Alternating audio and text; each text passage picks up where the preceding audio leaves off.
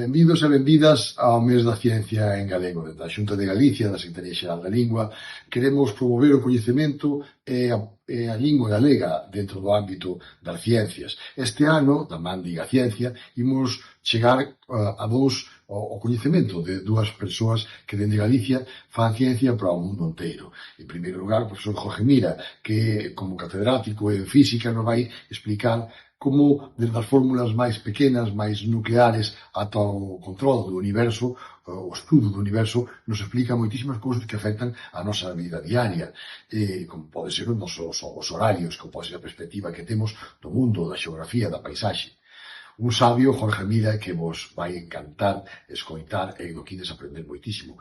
Igual que de Ángel Carracedo. O Ángel Carracedo é coñecido no mundo inteiro polos seus estudos fundamentalmente en xenómica, que ademais de moitas máis cousas que nos permite anticiparnos, diagnosticar, estudar enfermidades que normalmente condicionan moito, cando se converten en patoloxías, condicionan moito a vida das persoas, pero que el é quen de explicárnoslas por medio deses estudos que ele iniciou e que agora tan exitosamente se incorporan ao estudo da ciencia, do Ángel Carracedo e todo o seu equipo, e que fan de Galicia toda unha potencia neste tipo de estudos. E desaprender tamén moitísimo del, e paga sempre a pena escoitalos, tanto a Jorge Mira como a Ángel Carracedo. Feliz Día da Ciencia, que sigades facendo ciencia en galego e que teñades sempre presente que a nosa lingua vale para calquera uso, para calquera ámbito, e que falando en galego temos sempre a oportunidade de decir quen somos, o que facemos e cara onde queremos proxectalo, en definitiva, a nosa forma de ver o mundo. Benvida. Reunímonos para compartir a terceira videoconferencia da 16ª celebración do Día da Ciencia en Galego, que promove Igaciencia. Sí, xa levamos 16 anos. E non nos cansamos de destacar a importancia dos dous piares que sustentan esta celebración, a ciencia e o galego. Un dos obxectivos da asociación é o de promover o interese social pola ciencia e innovación como base do progreso e mostrarvos a xente nova que podedes, que sodes quen de participar e realizar achegas de valía no eido científico. Non pretendemos que todos e todas sigades unha carreira científica, pero o que sí temos claro é que sexa cal sexa o voso camiño, a ciencia é indispensable para tomar decisións informadas en múltiples aspectos da vida. Outro dos obxectivos é o de promover o uso do galego en todos os ámbitos, e o de preservalo, porque representa a nosa identidade cultural. É un tesouro, un patrimonio único. Para estes obxectivos e moitos outros temos con nós o doutor Ángel Carracedo Álvarez. O seu currículo é inabarcable. Imos simplemente a dar unhas pinceladas do mesmo. É catedrático de Medicina Legal da Universidade de Santiago desde 1990, director da Fundación Pública Galega de Medicina Xenómica desde 1998. Esta fundación centraliza o diagnóstico xenético de Galicia con máis de 40.000 pacientes ao ano e o de maior volume de España. As súas principais, o grupo que dirixe Medicina Xenómica consta de 8 grupos de investigación e as súas principais liñas de investigación actuais teñen que ver cos trastornos psiquiátricos, as enfermidades mendelianas, a farmacoxenómica e a medicina personalizada. Publicou 12 libros e máis de 900 artigos en revistas internacionais. Ditou máis de 3.500 conferencias en máis de 70 países, máis de 1.000 charlas divulgativas, dirixiu máis de 100 teses de doutoramento, é académico nas Reales Academias de Medicina, Ciencias e Farmacia de Galicia. Recibiu numerosos premios, entre eles podemos destacar o premio Rei Jaime I de Investigación, múltiples medallas, medalla Castelao, pero tamén a máis importante no eido forense a nivel mundial e tamén a coñecida como Premio Nobel do Medicamento. A pesar, bueno, e foi nomeado doutor honoris causa en 8 universidades de Europa e América, en fin, que a pesar de todo isto atrevémonos a solicitarlle a participación nesta actividade e el brindounos a súa colaboración. De aí a nosa gratitude, especialmente por compartir con nós o seu valioso tempo e o seu saber e permitirnos achegar a ciencia de primeira liña a todas as aulas de Galicia que quixeron sumarse. Este é un obxectivo de grande valor para nós. Agradecemento tamén ás profesoras e profesores que participades. Sin a vosa colaboración non poderíamos achegar ningunha mensaxe aos rapaces e rapazas galegas, e non só os 1.750 inscritos para esta emisión, senón moitos máis, xa que tedes nas vosas mans o efecto multiplicador. Doutor Carracedo, que é e por que é tan importante o proxecto Xenoma Galicia?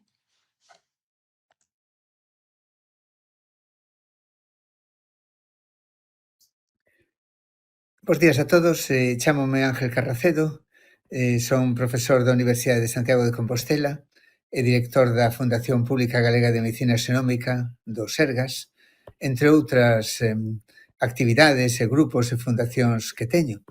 Teño a sorte de dirixir un grupo de xente moi numerosa, técnicos de laboratorio, biólogos, médicos, químicos, físicos, farmacéuticos e de moitas áreas, que traballamos co ADN para buscar para aplicarlo a resolver sobre todo problemas de saúde, pero moitas veces tamén para resolver problemas da xustiza. Teño a fortuna de ter unha xente maravillosa ao redor que traballan arreo para todas estas cousas que vos contaba. E hoxe quero vos falar do proxecto Xenoma de Galicia, o importante que é, porque un poquinho tamén que é isto da xenómica, e deixádeme que comence compartindo a pantalla, que espero saber facelo. Que creo que xa o teño. Se o vedes ben, que espero que sí, é o que eu quero contarvos, porque que é e por que é tan importante o proxecto Xenoma de Galicia e que beneficios vai ter. O primeiro é contarvos que sabedes que ao longo da nosa vida inevitablemente imos ter enfermedades, imos morrer, imos ter problemas e temos que convivir moitas veces con momentos de saúde, moitas veces con momentos de enfermedade. É algo inevitable porque é parte da vida. E na enfermedade somos xenes e somos ambiente. Hai sitios onde evidentemente é moito máis probable ter enfermedades infecciosas ou enfermedades de outro tipo. O ambiente, obviamente, tamén nos condiciona e nos condiciona moito. Vou vos contar dentro dun momento o que, a parte de xenómica, o que son os xenes, o que é o ADN, pero sempre vos digo que tamén somos xenes e somos ambiente, como vos decía. Os xenes son basicamente, como ora veredes, un libro de instruccións para o funcionamento do corpo. O que fai o ambiente pode producir ás veces cambios das letras do libro, pero o máis normal é que produzca cambios químicos máis sutís, que é o que chamamos en xeral epixenética. Todo como influye no ambiente nos xenes para poder modificar o que din e para poder ás veces producir enfermedade, todo iso chamámoslle exposoma. Exposoma pode ser moitas veces o noso exposoma interno, os microbios que temos no organismo, tamén o que chamamos o noso microbioma, porque sabedes que temos moito máis ADN bacteriano, máis células bacterianas que células humanas, máis ADN bacteriano que células humanas. Isto pode nos afectar. Tamén o exposoma persoal, como a parte social, como dormimos, a actividade física que facemos, o que comemos é unha parte importante. Tamén o ambiente externo, a contaminación, moitísimas cousas que poden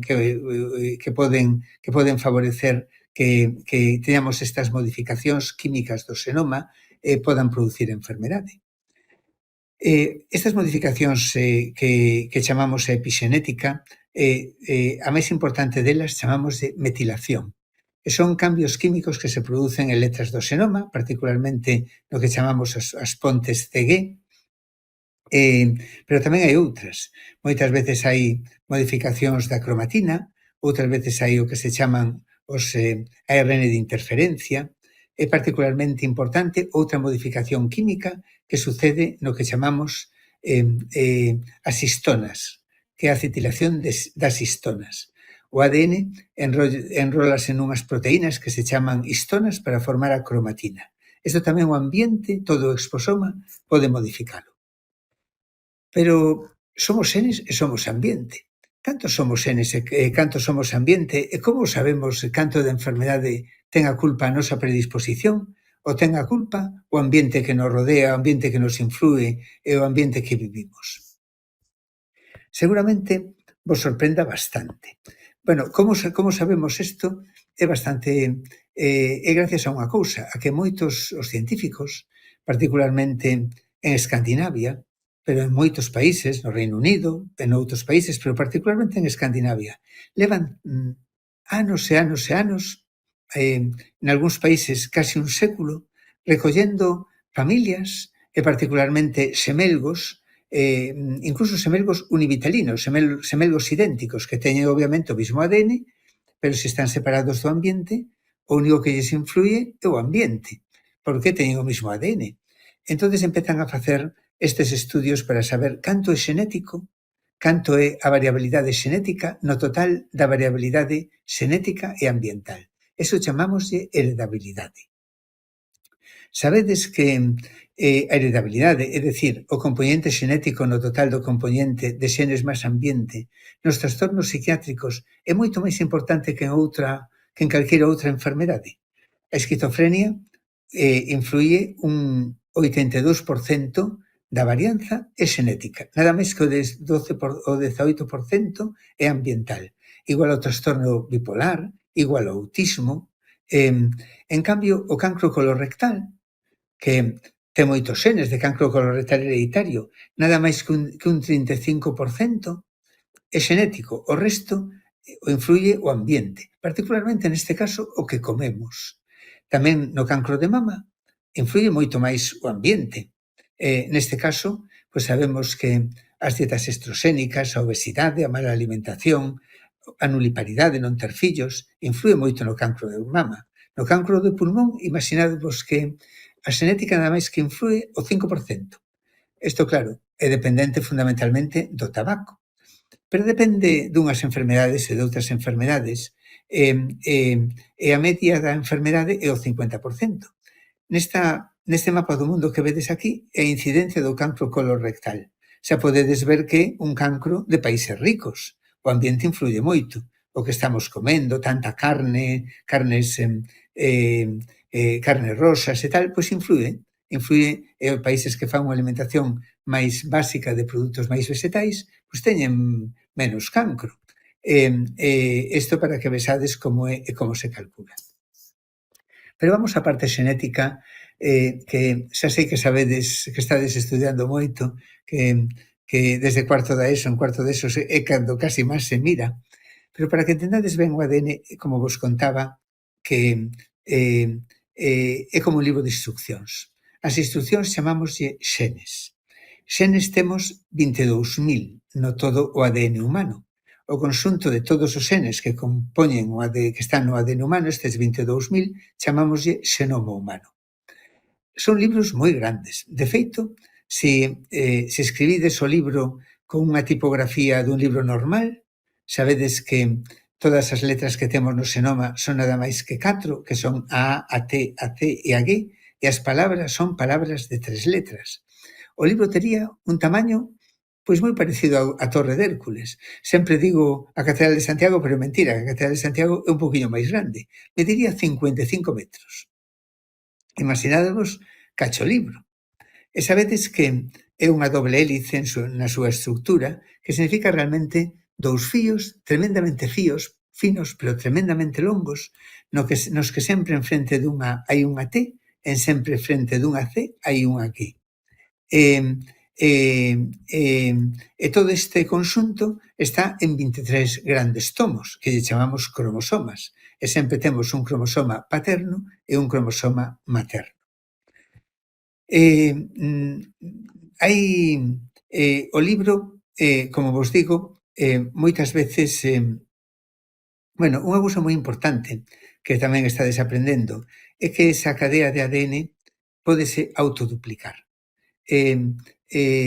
Pódense separar os dous fíos da cadea, se separan, e por ali hai as CSGs, como sempre en frente dun A hai unha T, en frente dunha C hai unha G, dun fío saen dous, e de dous 4. Eso é a vida. A vida é a capacidade que ten esa molécula de ADN para poderse duplicar. E así apareceu a vida. Apareceu a vida pouquiño tempo despois de que a Terra se formou, porque sabemos que fai 4.200 millóns de anos, e a Terra ten 4.500 millóns de anos, xa había as primeiras arqueobacterias, as primeiras formas de vida. E así apareceu unha molécula que se duplicaba, e o libro da vida puso nas súas dous instruccións curiosas. Unha foi a morte, que aquelo que vivía tiña que morrer. Sin morte non habería vida.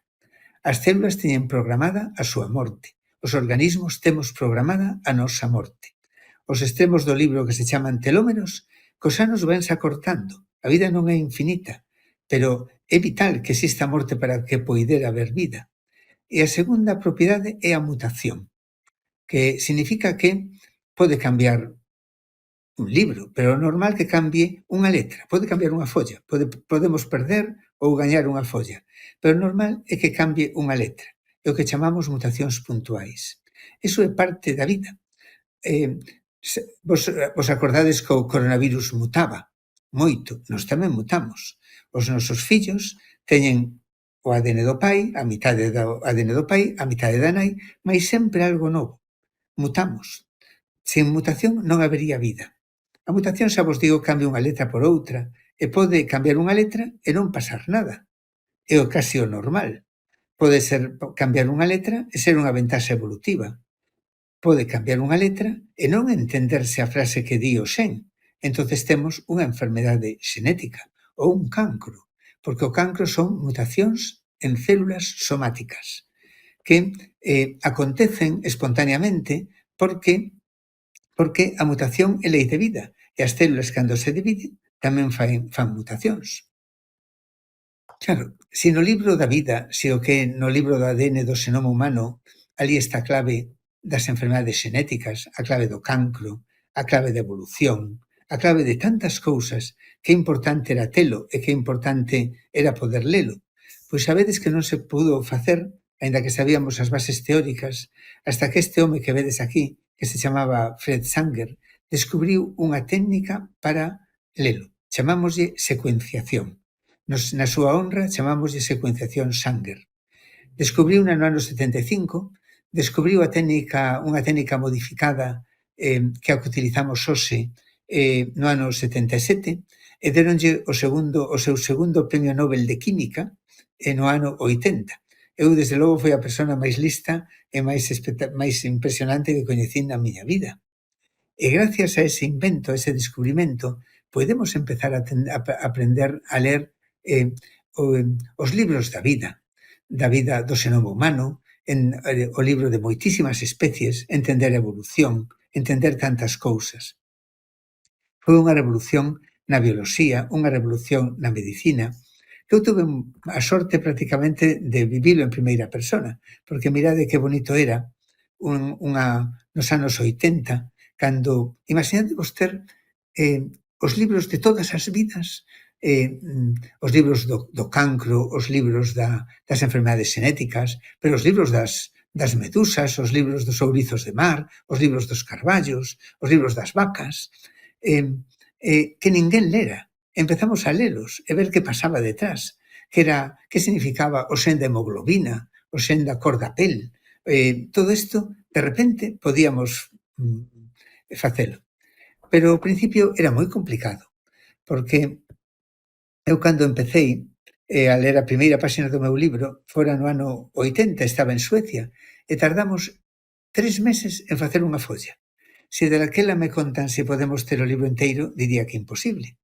Pero apareceron avances moi importantes na química, na física, apareceu a computación, e así no ano 1990 lanzouse un proxecto internacional que foi o máis importante da historia da humanidade, que foi o proxecto Xenoma Humano, para entre moitos miles de científicos de moitos países ter o libro do xenoma humano.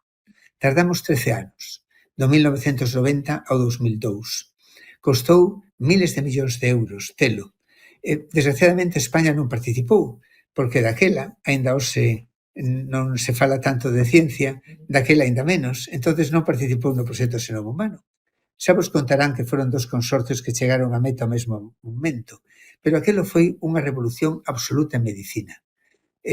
Empezamos a facer aplicacións de medicina forense, poder identificar quen era a partir do ADN o responsable dun delito se aparecía unha mostra del, poder facer probas de paternidade, pero fundamentalmente unha revolución na clínica. Podemos empezar a diagnosticar enfermedades xenéticas, entender o cancro. E agora, últimamente, houve unha revolución aínda maior.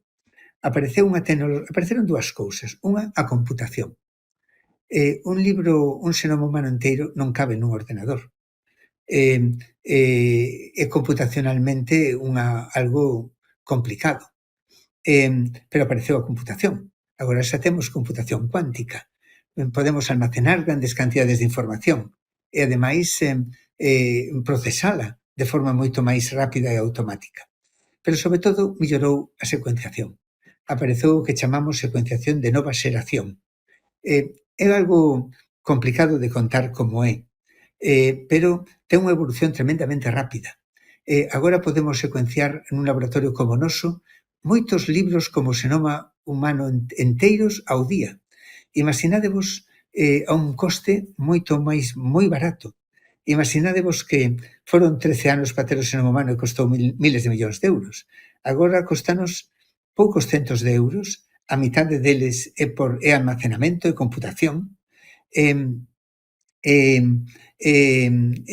temos ferramentas bioinformáticas para poder analizalo rapidísimamente e saber, por exemplo, cal é a letra que está mal nunha enfermedade ou cales son as letras que están mutadas nun cancro. Isto foi unha revolución absoluta na clínica e na investigación. Tamén isto permitiu montóns de aplicacións médicas. Agora, en España, afortunadamente, porque ainda que en Galicia estábamos moi adiantados, en outras partes de España non estaban tanto, temos un catálogo de servicios onde na sanidade pública fanse moitísimas probas xenómicas para o tratamento, pronóstico e cura das enfermedades. Imaginádevos a importancia que ten. Galicia é certo que isto témolo moi ben organizado, e sabedes que temos un sistema moi forte público de saúde que chamamos do Servicio Galego de Saúde, chamase Sergas. Temos unha fundación que eu fundei no seu momento e que son o director, e onde traballa moita xente para todos os hospitais e todos os médicos da rede do Sergas e todos os pacientes. E ali o que facemos é moitas enfermedades xenéticas. As enfermedades xenéticas individualmente son raras, pero todas xuntas en España son centos de miles de pacientes, máis de 800.000. Temos como 20.000 o ano pacientes. Facemos moito cancro, porque sabendo as mutacións no cancro é importante para saber que tipo de cancro é, pero moitísimo para saber que terapia, que tratamento hai que darlle. Facemos tamén farmacoxenética, porque tamén de moitos medicamentos se poden saber polos xenes se se van ir ben ou mal, se vas a responder ou podes ter un efecto adverso. Isto para cancro é moi importante, pero para outras cousas tamén. Imaginádevos canto traballo temos, que temos máis de 40.000 pacientes ao ano, nada máis que de Galicia, porque temos tamén outros moitos do resto do país. Pero isto é tremendamente importante porque a base do que chamamos hoxe en día medicina personalizada. Pero aquí ven unha cousa que é complicada de contar, o máis complicado que vos vou contar, e que é moi importante. Xa vos contaba que a enfermedade ten un componente xenético e un componente ambiental. Que, ora imaginadevos cancro de mama. Ten un 27% de componente xenético. Pero hai cancro de mama hereditario. Hai xente que ten mutacións en xenes de cancro de mama que se as ten moitísimas posibilidades de ter un cancro de mama, pero moitísimas, ou de cancro do ovario. Pero este cancro de mama hereditario, estas mutacións que ten naturalmente, que ten nas células da mama, que ten cando nace, e que lle predispoñen, nada máis que representan un 3% deste 27%. O resto que é? O resto é o que chamamos variación común. Son letras que temos por todo o xenoma, que temos todos nós, que nada hai mal, pero que nos predispoñen á enfermedade. Seguramente nos predispoñen á obesidade, o ter os tubos do leite, as mamas poliquísticas, ou calquera cousa morfolóxica ou calquera cousa que nos predispón. Imaginadevos, por exemplo, un trastorno psiquiátrico que é o máis biolóxico que hai no mundo. Por eso non deben ser nunca estigmatizados. Se estudias o ADN a unha persona con esquizofrenia que está sufrindo moito e a súa familia tamén, non ten nada no xenoma, non ten mutacións, ten variación común, que seguramente que teñan que ver ca imaginación ou ca creatividade, pero nun conxunto de cousas que lle predispoñen a ter esquizofrenia. Únicamente o cancro, en cambio, son ao final mutacións somáticas, igual que únicamente hai un tipo de trastornos que son os trastornos do espectro autista e a discapacidade intelectual, que hai moitísimas mutacións, pero nin tan siquiera chegan ao 50%. É máis importante a variación común que a variación rara funcional. E como podemos analizar as letras que nos predispoñen? Que non son cousas que están mal, que os xenes funcionan perfectamente, pero que nos predispoñen. Como podemos facelo? Hasta ahora facíanse por uns estudios que chamamos estudios de GWAS. O que facemos é o seguinte. Collemos xente que, por exemplo, se queremos saber a predisposición que te predispón ao cancro de mama ou a unha resposta a un fármaco, collemos xente que ten cancro de mama e xente que non ten cancro de mama, que chegan a vellos e non ten cancro de mama. Non lle analizamos todo o libro, analizámoslle unha letra por cada folla do libro. Chamámoslle SNPs. Son letras que hai xente que, por exemplo, para esta letra que vedes aquí no libro, hai xente que ten unha T e xente que ten unha G na páxina do libro. Non pasa nada por ter a T ou G. Uns temos T e outros temos chamamos de alelos, temos o alelo T, a letra T, e outros nesa páxina do libro teñen a letra G. Nada máis que estudiamos unha letra por cada folla, porque no xenoma de descendencia non se transmiten as letras, transmítense as follas, por un fenómeno que estudiaredes tamén, que se chama ligamento. Cando estudiades as leis de Mendel, estudiaredes tamén isto. De modo que estudiamos 1.000.000 de letras, unha por cada folla do libro. E acontece moitas veces unha cousa como vedes aquí. Vedes este alelo G? A xente que ten cancro de mama ten moito máis alelo G, a xente que non ten cancro de mama teñe moito máis alelo T. Significa iso que esta letra está relacionada co fenotipo e que a xente que ten o alelo G ten 4 veces máis ou menos a ollo máis posibilidades de ter cancro de mama. Isto nesta letra, pero en outras letras pode ter sorte, pode ter a favor, porque non é unha única folla que nos predispón. Son centos ou miles de letras en follas distintas. Isto chamase facer un estudio de GWAS. Isto faise con máquinas, equipos, miles e miles de mostras. Normalmente os proxectos levan centos de miles de mostras e fanse en centros con moita robótica que poden facer 1.000.000 de letras dunha forma moi barata. Cóstanos 20 € facer 1.000.000 de letras. Pero nada máis que se pode facer en centros grandísimos, que xa vos digo, con moitos especialistas e tamén con matemáticos, informáticos, tecnólogos, e moitos técnicos de laboratorio. En España temos un centro importante que dirixo eu, que se chama o Centro Nacional de Xenotipado. Temos un nodo en Madrid, outro nodo no CENIO, outro nodo no noso centro agora na Fundación de Medicina Xenómica, e a maior parte do entendimento dos xenes en relación ca enfermedade ou de biomarcadores de resposta a fármacos foron descubertos por estes estudos que se chaman estudos de GWAS. Pero podemos facer aínda unha cousa mellor. Se eu collo risco cardiovascular, risco de diabetes, risco de fractura de cadeira, risco de montóns de cousas, e sei as letras que me predispoñen a favor ou en contra, podo facer o que se chaman estimas de risco polixénico. Podo coller un individuo como este que vedes á esquerda, que igual esta letra, cada cuadradiño é unha letra. Esta letra do cuadradiño da esquerda, inferior esquerda, vai a favor de que ten o problema, por exemplo, cancro de mama. A seguinte, o verde favorecelle. O morado, un pouquiño nada máis. E así súmanse todos e podes saber cal é o risco da túa enfermedade. Isto é moi importante, porque hasta agora podemos facer, cando ten unha persona cancro de mama familiar, estudialo, pero isto nada máis que afecta un porcentaxe moi pequeniño de xenes de cancro familiar. Pero poderíamos facelo a toda a xente para saber se están a risco de cancro de mama ou de diabetes ou de risco cardiovascular a unha idade pois máis temperá.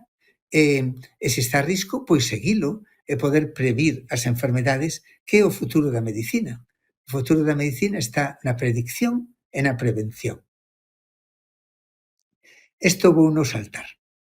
Pero estamos por eso dando agora un paso do que facer análisis individuales a estudiar grandes grupos de poboación para poder entender o risco de enfermedade. E aquí o exemplo importante do mundo foi o Reino Unido.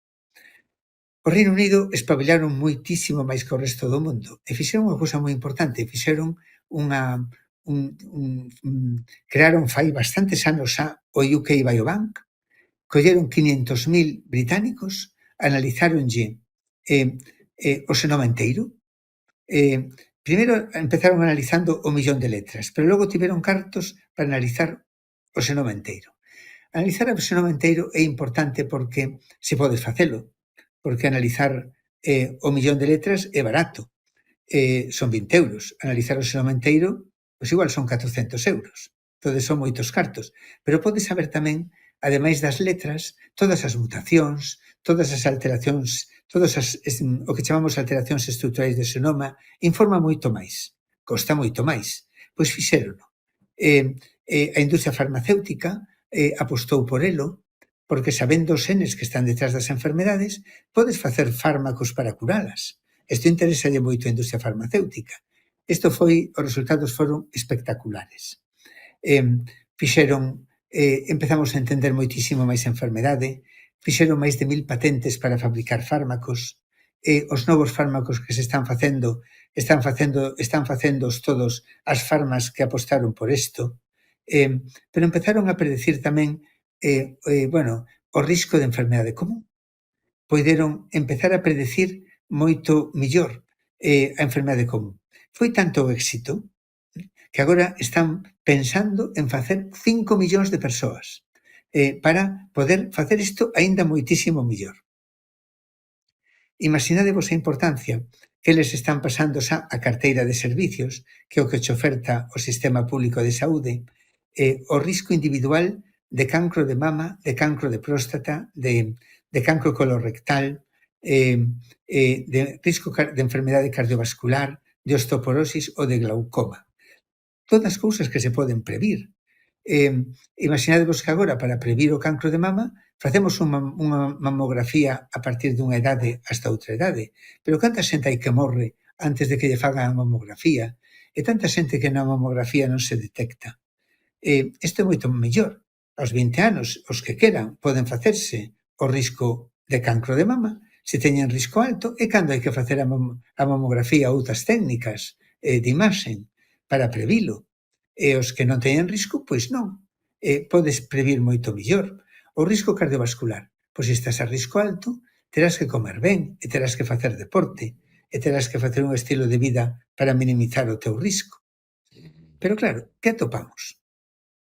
Que se unha enfermedade pode no Reino Unido poidérase que non se pode tanto nunca predecir ao 100%, aquí en España únicamente poderíamos predecila un 60%, porque as letras non son iguais entre poboacións. Non somos iguales os galegos que os británicos, aínda que veñen de nós, por certo. Pero non somos iguais, tampouco os italianos, tampouco os de outros países. Por eso, cando estaba Obama de presidente, Estados Unidos lanzou un proxecto importantísimo que se chamou Holofast. Cando veron o éxito de Estados Unidos, dixeron: queremos ter tamén 1 millón de americanos donde podamos facer todo isto tamén ben, facer identificar dianas para fármacos, entender a enfermedade e, sobre todo, poder predecila. Están acabando xa 1 millón de xenomas. Están facendo moi ben. Pero en Europa tamén dixemos, cando hubo o Brexit, empezamos, isto está facendo o Reino Unido e nós nada. Vamos a facer tamén 1 millón de xenomas de Europa. Desgraciadamente en Europa estamos menos organizados e temos menos cartos que Estados Unidos e vamos máis lentos.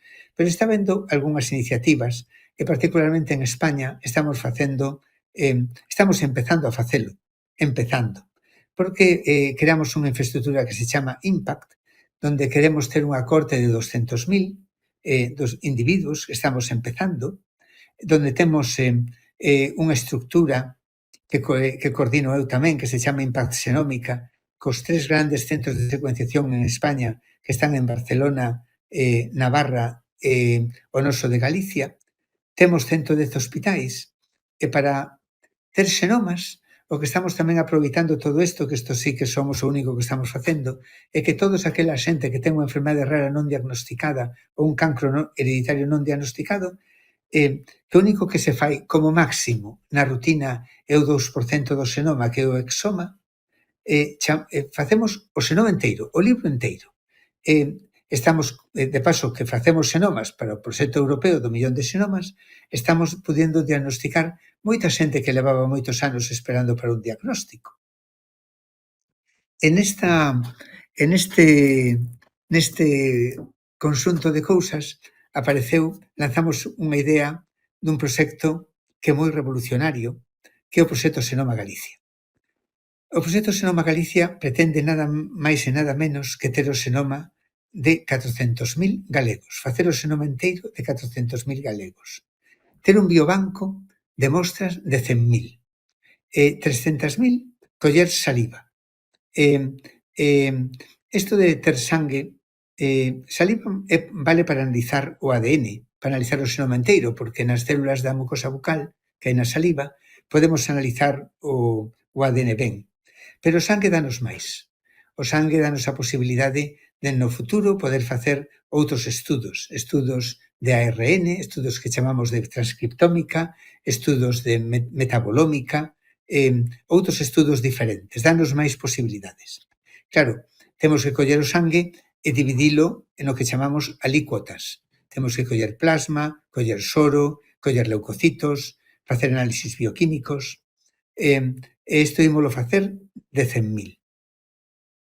Tamén, ademais de facelo, dixemos, por que de paso que o facemos e vamos a analizar o xenoma inteiro, non aproveitamos para axudar a xente e aos que participan facémoslle se teñen cancro de mama ou ovario hereditario, isto que vos decía eu, que aumenta moito o risco de cancro e, polo tanto, hai que seguilos, cancro colorectal, o que se chama síndrome de Lynch, e hipercolesterolemia, que ter o colesterol de xeito xenético, por iso son familias, moi elevado, porque se poden beneficiar tamén de tratamentos e de dietas e non ter logo infartos ou problemas. E logo, ademais de todo isto, ter un banco de datos de información clínica e de toda a información xenómica, porque vamos a facerlle o máximo que se pode facer, que é o xenoma inteiro.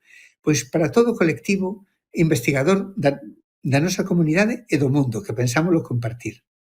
E tamén ter todas esas mostras do biobanco a disposición dos investigadores que queran investigar a causa das enfermedades. Estámoslo facendo en principio en xente de 35 a 70 anos. Pero seguramente ímolo estender un pouquiño máis, porque tamén interesa moito xente máis vella, sobre todo, e xente máis nova. Xente máis nova que teña risco de cancro de mama ou de ovario e que podemos identificar. E xente máis vella porque xa tiveron máis recorrido e máis enfermedade. Recollemos tamén datos de hábitos de vida, recollemos todos os datos de historia clínica e secuenciamos o xenoma enteiro. A xente teñen que firmar un consentimento informado. Se teñen un resultado positivo para cancro de mama ou para cancro colorectal, chamámolo para contarlles o que hai. Sempre todo isto, lóxicamente, xente que quera. Pode non querer sabelo, doan e simplemente nada máis. Pero os que dá positivo, pois é importantísimo para eles, porque salvamos a vida. Vai aparecer seguramente o cancro máis tarde ou máis cedo, pero van anticiparse e van a poder vivir. Os que non, mandamos un SMS dicindo non tedes nada desto. É o que facemos. Empezamos con un proxecto piloto que concluímos este ano de 1000 mostras de sangre e 1000 mostras de saliva. O ano que ven ímolo escalar xa a 10.000. Collemos mostras hasta agora de todos estes lugares que vedes aquí. Foi o proxecto piloto destas 1000 mostras de sangue e 1000 mostras de saliva, permitiu-nos arrancar, ver as dificultades que hai, porque son moitas. Co sangue collimos máis de 1000 participantes, tivemos que almacenar máis de 32.000 alícuotas, participaron entre personal da enfermería, médicos, máis de 170 personas. Tamén hai voluntarios, o sea, todos os que queran ser voluntarios pódense registrar na web de Xenoma de Galicia. E tamén estamos concluindo o piloto de saliva. A verdade é que foi un proxecto, foi moito traballo neste ano, pero conseguimos chegar ao obxectivo.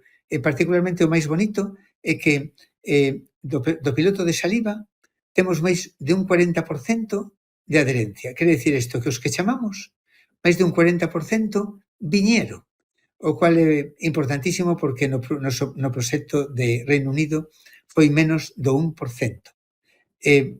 Permítenos pensar que podemos cumplir os obxectivos e que podemos ter estes 400.000.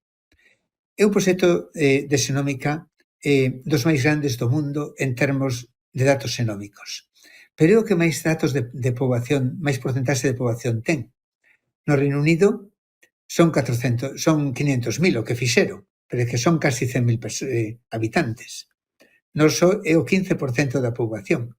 Tamén é o que ten a información clínica máis completa, porque a historia clínica que temos é moi boa. Tamén son os que temos millores cumplimentos de requerimentos éticos e legais, de modo que vamos a poder compartir os datos co resto dos investigadores do mundo. E o máis importante, venos a posicionar a investigación en Galicia dunha maneira increíble, pero sobre todo vai a ter un efecto directo na saúde da nosa poboación. Vamos a poder predicir moito mellor a enfermedade, poder facer moitos mellores tratamentos. E sabedes que temos unha oportunidade, porque evidentemente a xenómica é un sector moi desenvolvido en Galicia, o máis desenvolvido con seguridade do país, pero que tamén temos unha historia clínica moi boa, grupos de investigación potentísimos en biomedicina e grandísimas estruturas de investigación e unha de computación e temos a inteligencia artificial. O CESGA está dentro da rede de supercomputadores, acaba de introducir a computación cuántica, temos a Axencia Española de Inteligencia Artificial, acabamos de estar dentro dos nodos máis importantes de inteligencia artificial de Europa. Temos tamén un sector industrial, que isto é importante, porque todo haberá que facelo sempre, hai que facelo sempre en colaboración público-privada. e temos un sector empresarial biotecnolóxico e farmacéutico de moitísima importancia. En definitiva, unha enorme oportunidade para o país. Eu estou moi agradecido a todos que están traballando polo proxecto, que son centos de personas, como vos digo. Moi agradecido. Tamén, sobre todo, moi agradecido a todos os que están participando de forma altruista. Moitas veces non lles importa tanto saber cal é se teñen predisposición á enfermedade. Moitos din, estamos aquí porque queremos contribuir, como este señor, que o que decía, quero contribuir á ciencia, quero contribuir a que as novas xeracións teñan moita máis saúde e que podamos vivir máis, pero sobre todo mellor. E tamén moi agradecido a todo o Parlamento de Galicia, o Goberno galego, porque este é un proxecto de país. Eles apostaron de forma decidida por todo isto. E por iso, meu agradecimento pois, a todos eles, porque eu entendo a ciencia, entendo a saúde, entendo a investigación, como isto que vedes aquí. Isto xa non sei se ledes Asterix, pero sempre divertime moito lendo Asterix. E sempre acabo as miñas charlas con esta idea desta idea gala, desta idea gala que é como se fora Galicia tal cual, que aquí estamos, que a nosa cultura, que a nosa maneira de ser, que temos tanto que aportar da nosa forma de ser, pero sobre todo esta maneira de traballar xuntos e esta maneira de entender de forma colaborativa pois a investigación e a ciencia. E nada máis, darvos as grazas a todos pola vosa participación. Non sei se se entendeu todo ben, pero logo tedes os mestres detrás que vos poden explicar todo moito mellor que a min en tan pouco tempo. E deixo-vos como un vídeo que fala sobre todo María Brión, que é do meu grupo e do FIDIS, e que é a directora do proxecto, e falamos outra xente que vos resume dunha forma seguramente máis clara o que vos contei. A partir de cando remate o vídeo, ides poder facerme preguntas no chat do canal de YouTube. Xa vos aparecerá algo ali para facer preguntas. Teredes 3 ou 5 minutos para facela. Eu estarei encantado, non sei se poderei contestar todas, pero encantado de contestalas.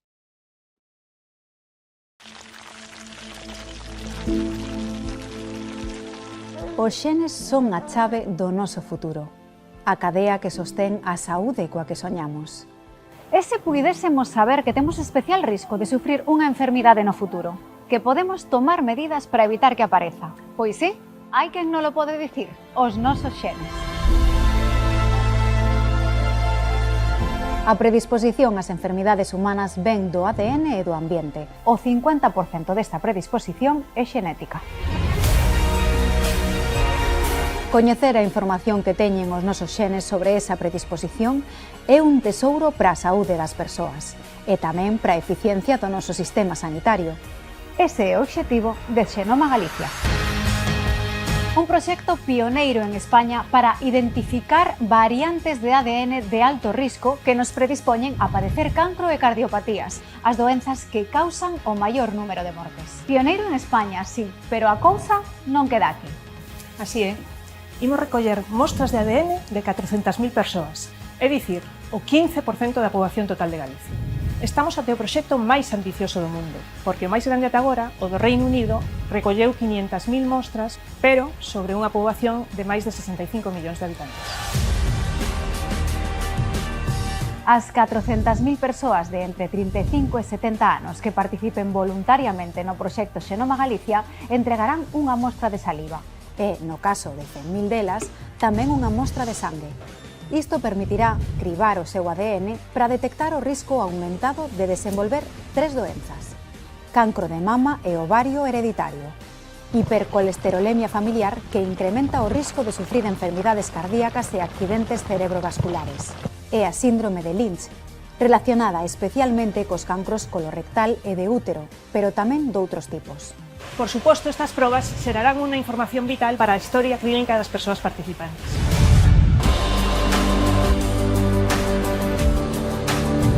Poderemos detectar enfermedades antes de que aparezcan, diagnosticar de forma precoz e ofrecer tratamentos de medicina personalizada. Pero, ademais, os seus resultados serán moi valiosos para trazar o perfil xenético de Galicia e para que os investigadores e investigadoras avancen en solucións de saúde impensables ata agora. O proxecto Xenoma Galicia, que marcará un antes e un despois na nosa saúde, está promovido pola Xunta de Galicia. Este proxecto é un fito que vai a colocar a Galicia nas primeiras posicións de investigación mundial. Estou seguro que podemos contar ca generosidade de todos os galegos e galegas para participar nele.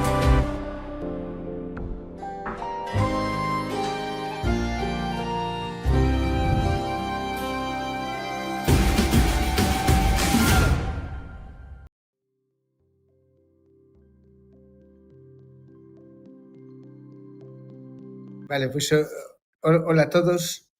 A verdade é que estaba lendo as preguntas que parecenme moi interesantes todas elas. A xente moi preocupada polos problemas éticos que a min pareceme tamén importantes e que hai que falar deles. E a verdade é que espero que a charla se entendera e que disfrutarades dela. As preguntas que vou vendo, a verdade é que me están resultando interesantísimas. Eu non vou poder contestar todas, pero moitas delas a ver se as podo contestar. Unha pregunta que me fan é se estes datos que estamos xerando, este do instituto onde está Marisa Castiñeiras, van a ser compartidos por outros investigadores do mundo. Isto sí que é a idea. Os datos son datos que se anonimizan. Non se pode trazar de quen veñen os datos, pero a idea é que sí que hai compartila. Por iso a parte legal e ética é moi importante. Nos, cando facemos este tipo de proxectos, temos que ter as aprobacións de comités de ética e os participantes non únicamente teñen que dar o consentimento para participar no estudo, sino teñen que dar tamén o consentimento para que se podan compartir os seus datos. Pero os datos compártese con outros investigadores en condicións de moitísima seguridade.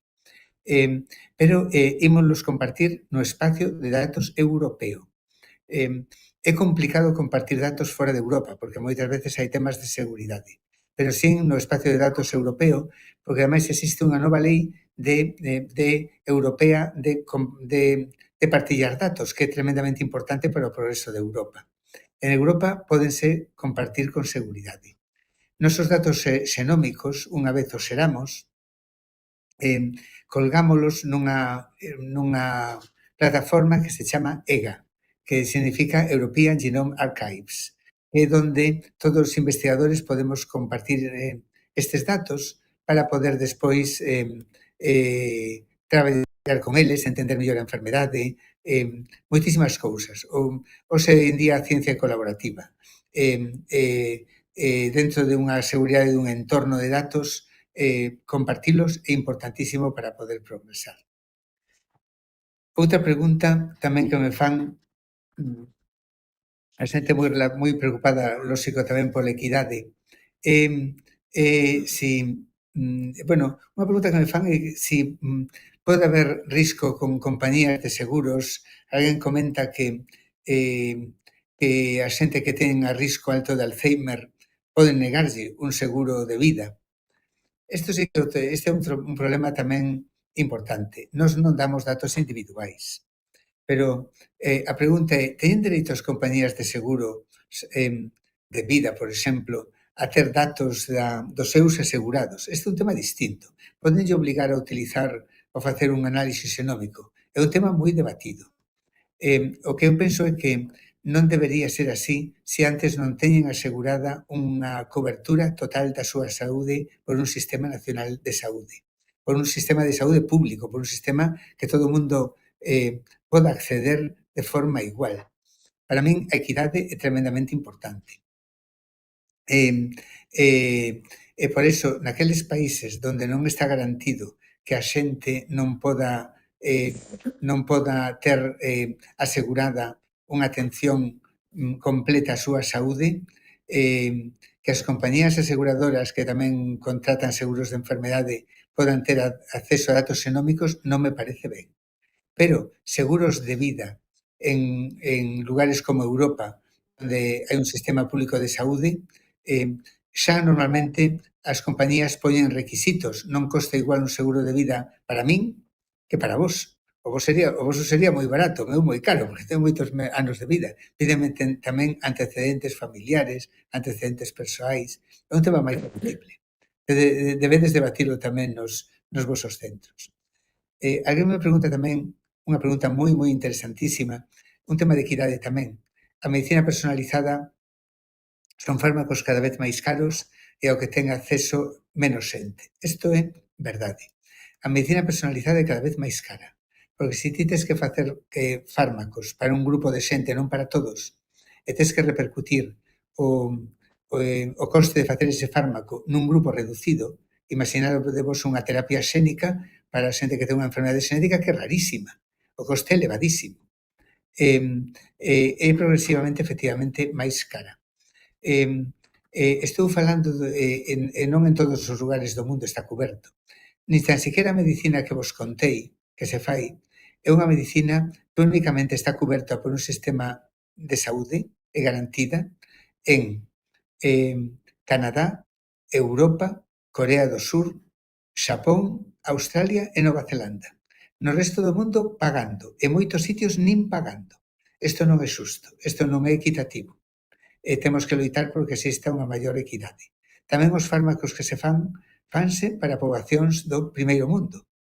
Nos con Xenoma Galicia poderemos facer fármacos que van a ser máis eficaces en Galicia. Por iso tamén temos que loitar tamén para que existan uns desenvolvimentos con máis equidade. Tamén é certo que a medicina personalizada é unha medicina cada vez máis cara. Por iso é cada vez máis importante facer predicción e prevención. Porque senón os sistemas poden ser moi difícil, vai a ser moi difícil sostelos. Por iso, o noso enfoque é moito en medicina, en predicción e prevención, que é parte da medicina que chamamos de 5P. Hoxe en día a medicina aspira a ser preventiva, predictiva, personalizada e tamén participativa e poboacional, no sentido de que ten que ser equitativa e de que ten que ser o paciente o eixe do sistema. E deixademe ver se teño algunha pregunta máis por aquí que poda contestar, que como son tantísimas. Podería os datos ser pirateados e que as empresas tivesen en conta esos estudios a hora de contratar xente? E canto tempo se tarda en analizar un xenoma? E permitiría a modificación de algún xen eliminar algunha enfermedade? Vale, todas preguntas tamén tremendamente interesantes. Anterior foron do IES de Salvaterra de Miño, estas son do IES Ricardo Carballo Calero. Poderían ser os datos pirateados? Non. A seguridade con a que se traballa todo isto é tremenda. E os datos, ademais, son anonimizados, quere decir que non teñen maneira de ter acceso a de quen veñen. Pero, ademais, a seguridade de todos os datos é brutal. Pero, como pasa con datos de saúde, son quizá máis sensibles. Todos temos datos de saúde na nosa historia clínica nos Sergas. Temos un sistema que se chama IANUS, eu doulle un botón e podo saber a historia clínica e as enfermedades de cada un, pero non o podo facer sin que sea o meu paciente ou sin permiso do paciente. Entendedes? Isto ten moitísimos sistemas de protección. Outra pregunta era canto tempo se tarda en analizar un xenoma? Facer o xenoma vai ser relativamente rápido, fora do coste. Ten dúas partes o análisis. O análisis bioinformático, que tampouco tarda tanto, pero logo ven unha cousa. Se queres averiguar unha enfermedade xenética, imaginadevos un libro, como vos decía, como a Torre de Hércules. Mirar que este unha letra mal. Eso implica un proceso bioinformático complicado, pero moi automatizado, pero que van a aparecer moitas letras que se compara o libro con un libro dunha persona sana. Aparecen centos de millóns de diferencias. Elimínase o que é frecuente.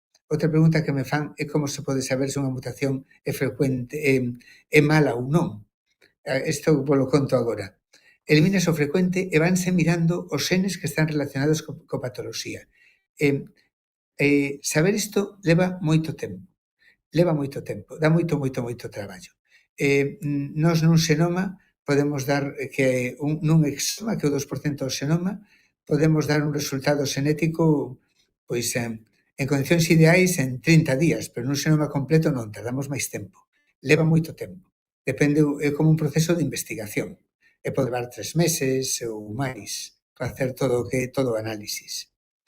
E aquí en Xenoma Galicia nada máis que estamos mirando uns xenes concretos. Eso é moito máis rápido. Eso unha vez o temos, podemos tardar en unha cuestión de días ou semanas. Como podemos saber se unha variante é patoxénica ou é normal? Bueno, para empezar, por frecuencia. Se é unha variante común da poboación, as enfermedades xenéticas son raras. Se un ten unha enfermedade xenética, ten unha frecuencia seguro inferior a 1% da poboación. Podemos eliminar todo aquilo que ten máis de 1%, que é a grandísima maior parte. E quedámonos co 1%. E logo pasámoslle programas bioinformáticos que se chaman predictores de patoxenicidade, que indican como a célula entende a instrucción e que nos dan unha predicción de como de mala é a mutación. Decíades tamén se pode eliminar algunha modificación de algún xen, eliminar algunha enfermedade. Isto xa se fai. Chámase terapia xénica. Con unha técnica, hai basicamente en terapia xénica 2 tipos de técnicas. Unha que está basada nunha tecnoloxía que estudaredes en bacharelato, que se chama CRISPR-Cas, que é unha edición xenética, e outra que se chaman oligonucleótidos antisentido. Son tecnoloxías de terapia xénica que CRISPR permite editar. Imaginadevos unha frase que está, unha instrucción. Sabedes que o xenoma fala en palabras de 3 letras. Imaginadevos que di, con ese sol hai máis luz. Vedes que son palabras de 3 letras. Unha mutación sería, con ese sal hai máis luz. Eso non se entende. Esa é outra cousa diferente. Pódese coller sal, cortar, pegar e poñer sol. E hai terapias xénicas para máis de 200 enfermedades xenéticas. Hai ensaios clínicos para máis de 1000. Son complicadas de facer, non é ás veces tan fácil pegar un lugar para facer o cambio, pero pódese facer, hai moita xente traballando para facelas, é unha gran esperanza para a xente que ten enfermedades xenéticas e tamén para o cancro, porque moitas veces pódese manipular os propios nosos glóbulos blancos, modificalos para que recoñezan e ataquen as células cancerosas, tamén utilizando estas tecnoloxías de edición xénica. Bueno, eu creo que temos que rematar aquí, que levamos moito tempo. Sei que hai moitísimas máis preguntas, pero deixademe ver se teño unha máis, que creo que sí. Bueno, pois xa me despido. Creo que non teño máis, pero creo que xa é hora de despedir. E a verdade é que foi un placer estar con todos vos. A ver se vou aos vosos institutos, que seguro que algún máis de un irei, e tamén aquí sodes benvidos cando queredes organizar algo para vir. Graciñas.